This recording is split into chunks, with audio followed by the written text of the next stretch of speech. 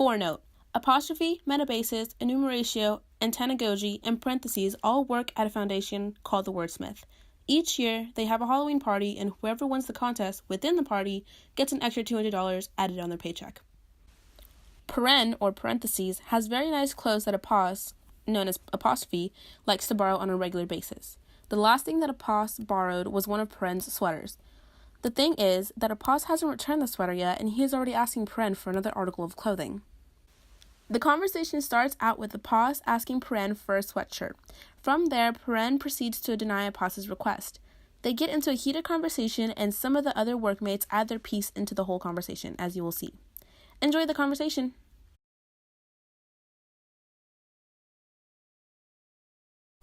Hey, Paren, you forgot to ask for your sweater back after class again. I still have it. Again? Thanks for letting me know. Just give it back to me during class tomorrow, please. Can I keep it? Nowhere on it does it say that this is yours, so can I have it, please? I really want it. I'll promise to give it back next Saturday after the game. I'll only have it for a few days. It's really not that long of a time. No, you can't take that. Even though it doesn't have my name on it, it's still mine. If I let you have it, there is a pretty big chance I'll never get it back, especially since the last time I let you borrow a sweater, it never came back. Time. Why do you have to be the factor that limits my joy? You let me have the things I love the most for the shortest period, but the things that are the most undesirable, you force me to endure. What are you, Shakespeare? I just don't want to lend you my sweatshirt because you are unlikely to return it. If I let you keep it, I'll be out of a sweater and a sweatshirt.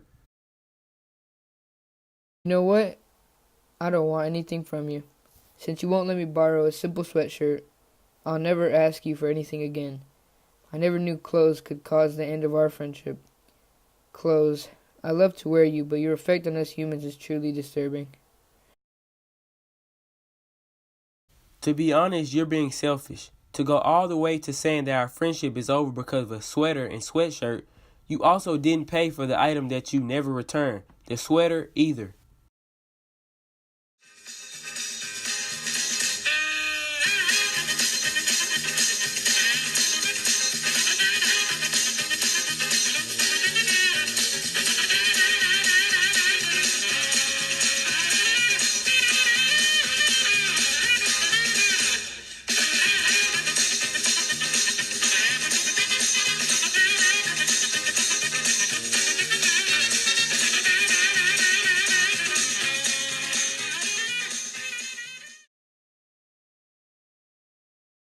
Sorry to butt in, but this whole conversation is just weird. Apos, buy your own stuff. It is a little odd that you always ask Paren for his clothes. Apos, if you got your own clothes, you wouldn't have to ask Paren for them. Paren wouldn't have to call you out on your bad habits. We wouldn't have to have these stupid conversations, and you and Paren could be friends again.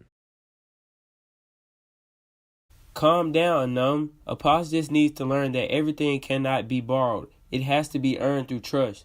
Right now, Apos, I don't have your trust because I don't have my sweater.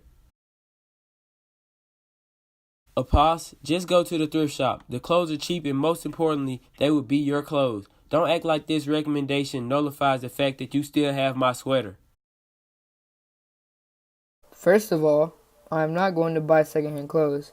I can afford new clothes. Thank you very much. I just don't want to spend my money right now because I want to buy an outfit for next week's Halloween contest. Good intentions. You really test my friendships.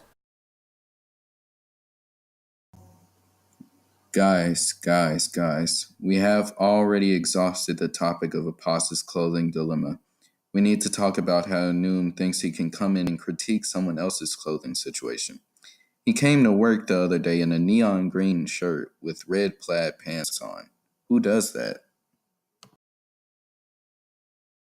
Look at the bright side. Enum's poor fashion choices may come in handy when we have Clown Day next week to celebrate Halloween. He can come in very handy. He may help our group win the prize for the funniest dressed.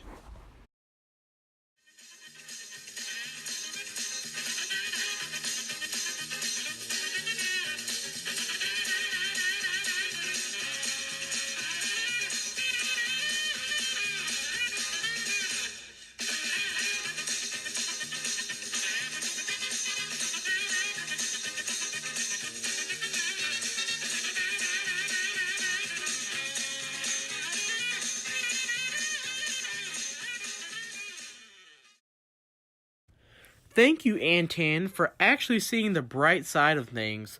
Meta, I don't appreciate the low blow. That was a little too savage for me. One good thing Antan pointed out is the prize we may win next week. That extra $200 on our paychecks will be nice, but we need to win. Even though winning the contest seems like a lot of work, that $200 could help out APOS buy some new clothes. That would finally leave APOS and Perrin on good terms.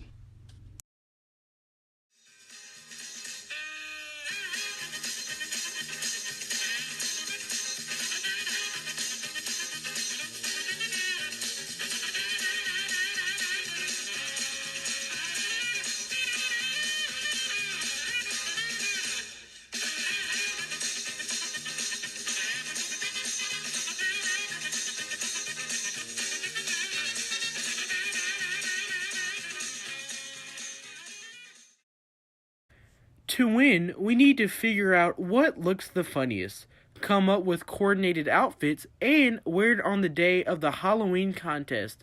With that plan, we are sure to win. It shouldn't really be that hard.